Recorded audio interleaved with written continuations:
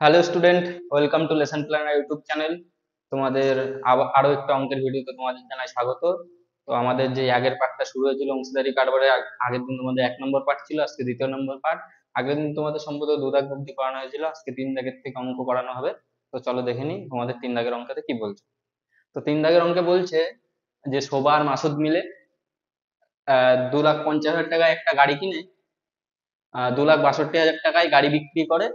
আর গাড়ি বিক্রি করলে তারপরে বলছে যখন গাড়ি কেনার সময় শোভা মাসুদের 1.5 গুণ টাকা দিয়েছিল, তাহলে কে কত লাভ্যাংশ হবে, যে লাভ হয়েছে কে কত লাভ্যাংশ হবে। তো চলো দেখিনি কি করে অঙ্কটা করবো। তো সবার সবার আগে তো আগে লাভটা বের করে নি, যেহেতু দিয়ে আছে। দেখো কি, গাড়িটির ক্রয় মূল্য কত, 2,50,000 টাকা। আর গাড়িটির বিক্রয় মূল্য কত, 2,62,000 টাকা। ঠিক আছে, অতএব লাভ হয়েছে কত,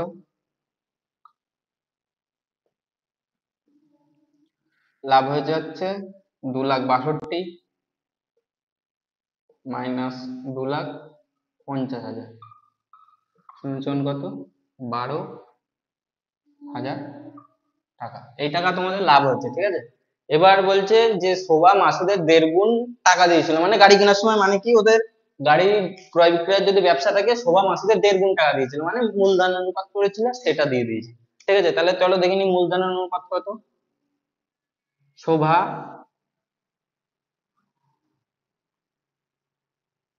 ও মাসুদের মূলধনের অনুপাত।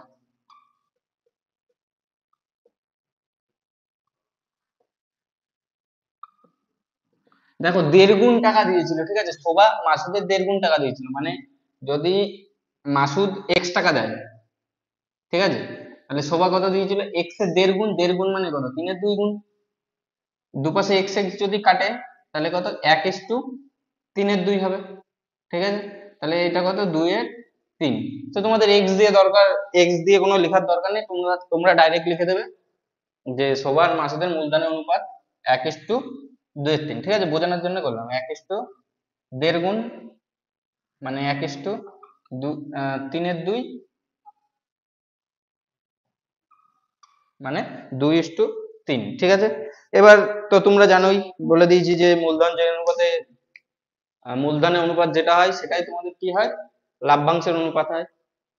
অতএব কে কত লাভ্যাংশ হবে, অতএব শোভা, আচ্ছা এখানে একটু গোলমাল হয়ে গেছে, এদিক ওদিক হবে, ঠিক আছে। শোভা মাসুদের 1.5 গুণ টাকা দিয়েছিল, তাই তো, মানে এটা হবে 1.5:1, মানে 3-এর 2:1, মানে 3:2। ঠিক আছে, শোভা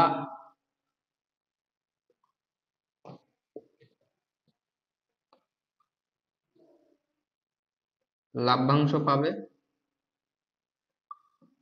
দেখো শোভা লাভ্যাংশ পাবে কত, 12,000 টাকা। এর কত পাবে, 3 পার্ট পাবে, কত পার্টের মধ্যে, 5 পার্টের মধ্যে।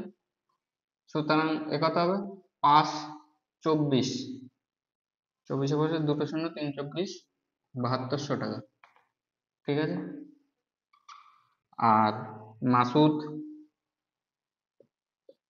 লভ্যাংশ পাবে 12। এ কত পাবে, 2 পার্ট পাবে মাসুদ, কতর মধ্যে, 5-এর মধ্যে। যদি এটা কাটি, এটাও 24 বাদ যাবে, 5-24 120 হয়, ঠিক আছে। আর 24 দুগুণে 48, 4,800 টাকা। এটা হচ্ছে তোমাদের অ্যান্সার। তো এ ছিল অঙ্ক, তোমাদের 3 দাগের অঙ্ক, সোজাই অঙ্ক ছিল, কারণ কিছুই তো নেই। তাহলে লাভ লাভ বের করে তোমাদের মূলধন অনুপাত করতে হবে। তো তোমরা দেখে নাও, আমরা পরে অঙ্ক দেখবো এরপরে।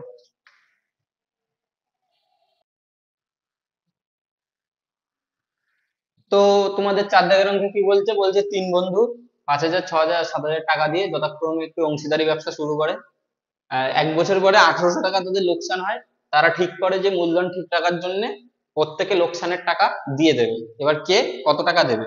তো তোমাদের তাকে বলেই দিয়েছি যে লাভ যেই অনুপাতে নেবে, লোকসানও সেই অনুপাতে নিতে হবে।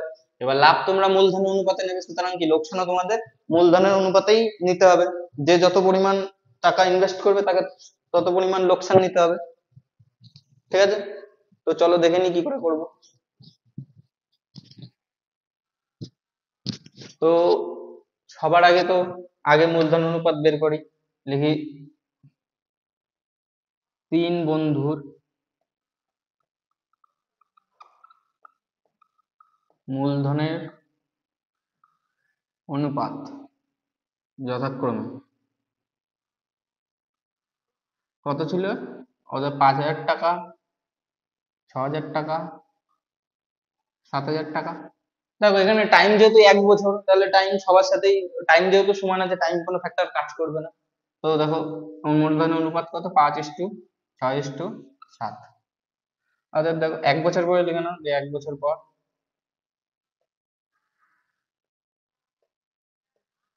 তাদের 1,800 টাকা লোকসান হয়। অতএব দেখো প্রথম বন্ধু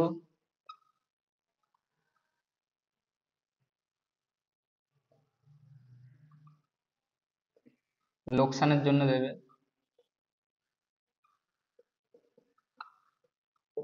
দেখো 1,800 টাকা তো লোকসান হয়। এবার প্রথম বন্ধু দেবে কত, 5 পার্ট। টোটাল কত পার্টের মধ্যে,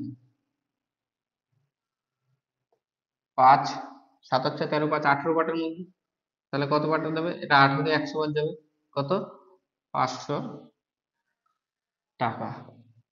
তারপরে লেখো দ্বিতীয় বন্ধু লোকসানের জন্য দেবে 1800 ইন্টু 6 পার্ট দেবে, 18 পার্টের মধ্যে 600 টাকা। তৃতীয় বন্ধু দেবে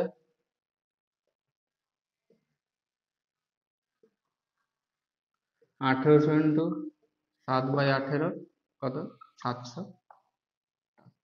তো এই ছিল হচ্ছে তোমাদের 4 দাগের অঙ্ক। কিছুই নেই, দেখো কত সহজ অঙ্ক, কি করে করতে হয়। একবার মূলধন অনুপাত জেনে গেলে তো এই অঙ্কে লাভ, এই কে কত টাকা লাভ করলো, কে কত টাকা লোকসান করলো, সেগুলো বের করা কোনো ব্যাপারই না। তো তোমরা দেখে নাও, আমরা এরপরে করবো 5 দাগের অঙ্ক।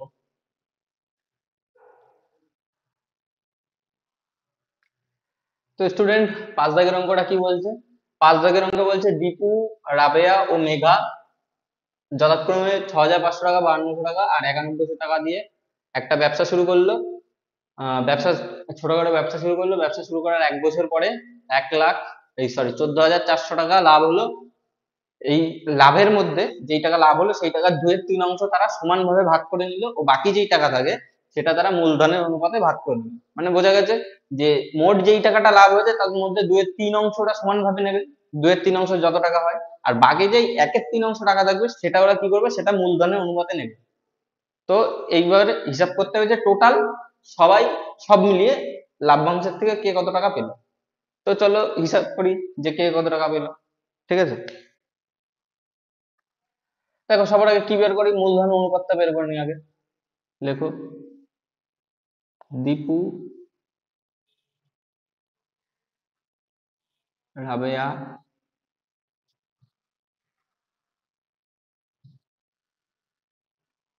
ও মেঘার মূলধনের অনুপাত। ঠিক আছে, 6,500 টাকা ইস টু 52 টাকা। এক্ষেত্রেও টাইম যেহেতু যেহেতু 1 বছর আগে, সুতরাং টাইমের কোনো ফ্যাক্টর হবে না। দেখো এগুলো 100 দিয়ে কাটার পরে কত থাকে, 65 ইস টু 52 ইস টু 91। দেখো এগুলো সব 13-র মাল্টিপ্যাল। এই 5 তেরং 65, 5 বার যায়। 4 তেরং 52, 4 বার যায়। 7 তেরং 91, 7 বার যায়। তাহলে মূলধন অনুপাত কত, 5:7, এই 5:4:7। ঠিক আছে, দেখো মূলধনের, এই মূলধন না, লাভের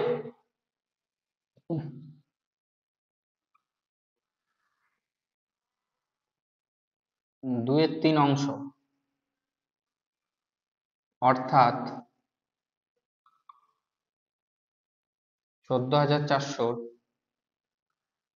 2/3 যদি করো, 3 × 4 = 12, 3 × 8 = 24, এত মানে 9600 টাকা তারা সমানভাবে ভাগ করে নেবে। অতএব প্রত্যেকে পাবে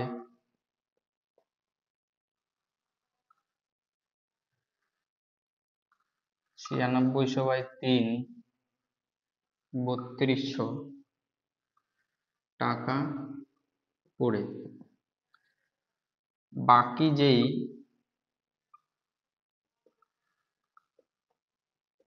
14,400 মাইনাস 9600 সমান সমান বাকি যেই 4800 টাকা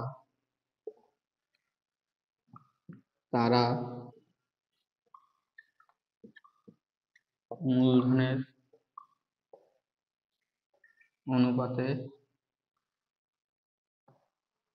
ভাগ করে নেবে।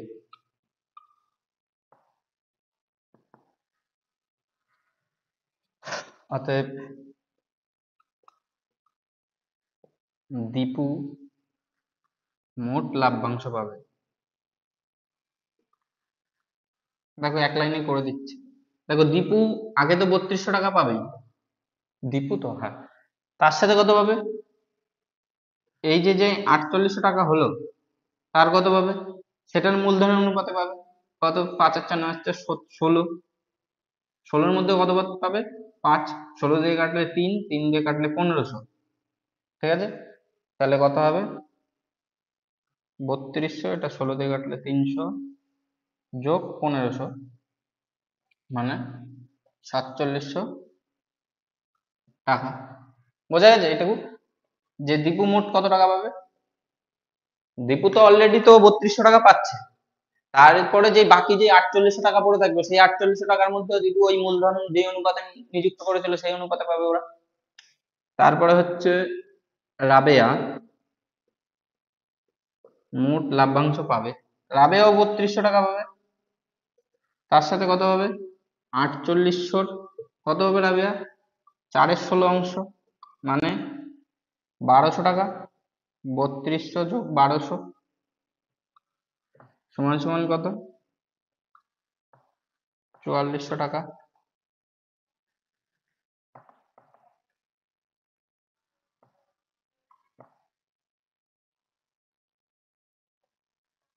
তারপরে আরেকটা কি আছে, মেঘা। মেঘা মূলধনের মোট পাবে, মোট লাভ্যাংশ হবে। মেঘাও 3200 টাকা তো পাবেই, তার সাথে 48-এরও 7-এর 16 অংশ হবে 4800 টাকা, মানে 3200 টাকা তো পাচ্ছেই, তার সাথে ও আবার 2100 টাকাও পাবে, মানে 5300 টাকা। তো তোমাদের এই ছিল হচ্ছে তোমাদের 5 দাগের অঙ্ক, খুবই সোজা অঙ্ক।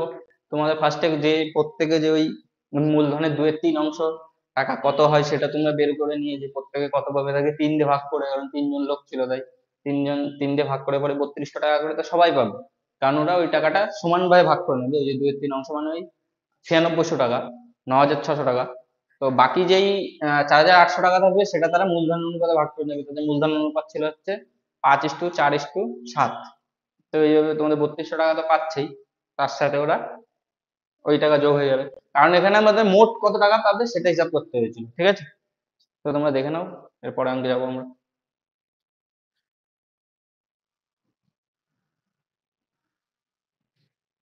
তো চলো স্টুডেন্ট, এবার 6 দাগের কি অঙ্ক বলছে।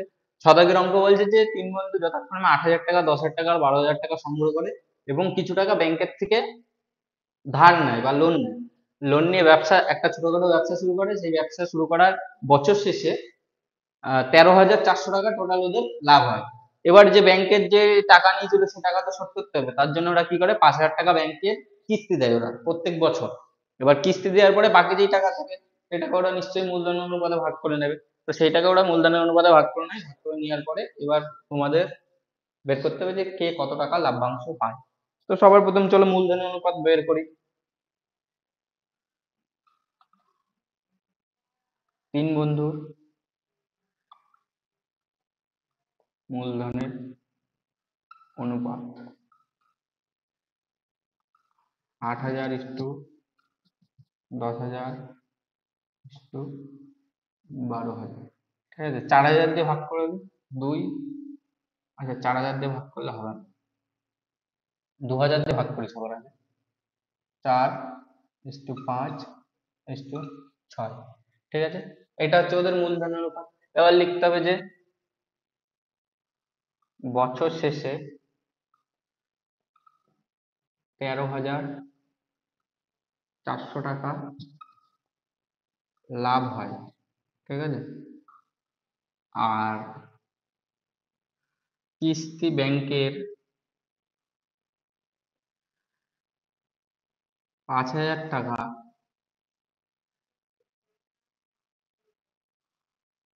কিস্তি দেওয়ার পর বাকি টাকা, বাকি বলে 13,400 মাইনাস 5,000, 8,400 টাকা মূলধনের অনুপাতে ভাগ করে নেয়।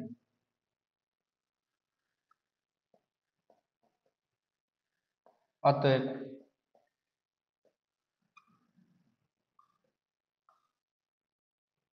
প্রথম বন্ধু পাবে কত টাকা? কত টাকা পড়ে আছে আমাদের? 8,400 টাকা। এর কত পার্ট পাবে? 4 পার্ট পাবে। কত পার্টের মধ্যে?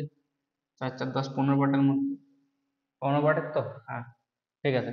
চলো 15 দিয়ে ডাইরেক্ট কেটে দিই। 15 দিয়ে 5 15 75, আর 9 থাকে, 6 15 90, শূন্য 5, হ্যাঁ ঠিক আছে। 75 9 84, ঠিক আছে।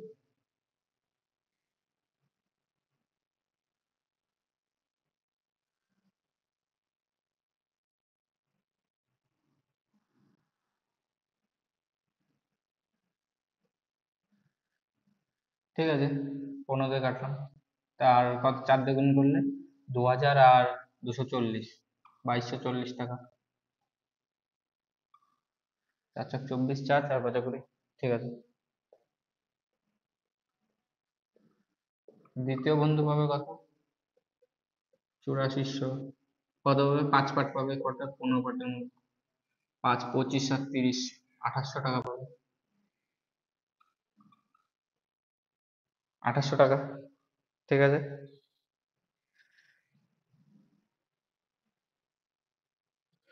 আর তৃতীয় বন্ধু পাবে 8,400 ইন্টু 6/15। এইভাবে হচ্ছে 5 ছক 30 আর 4 ছক 36, 3360 টাকা। ঠিক আছে, রাত 3 11 12 12 আর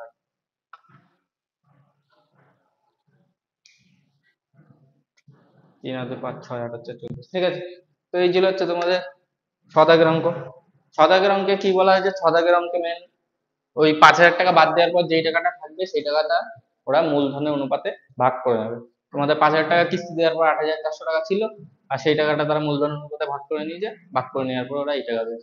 তো তোমরা দেখে নাও, এরপরে আমরা পরের অঙ্কে যাব।